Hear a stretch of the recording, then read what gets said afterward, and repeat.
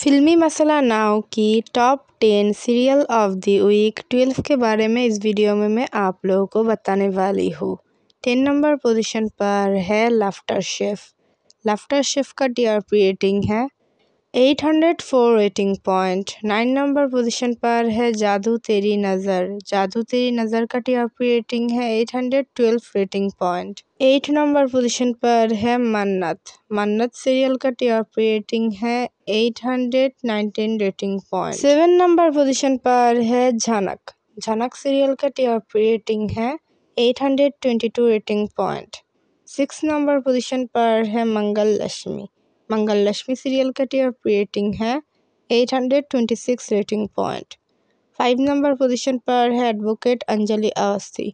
Advocate Anjali Awasthi का TRP rating है 829 rating point.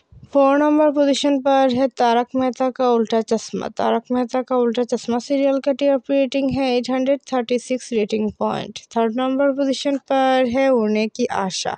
उड़ने की आशा सीरियल का टीआरपी रेटिंग है 846 rating point. 2nd number position पर है ए रिश्ता क्या कहलाता है। ए रिश्ता क्या कहलाता है सीरियल का टीआरपी रेटिंग है 849 रेटिंग पॉइंट। और 1st नंबर पोजीशन पर है अनुपमा। अनुपमा का टीआरपी रेटिंग है 853 रेटिंग पॉइंट।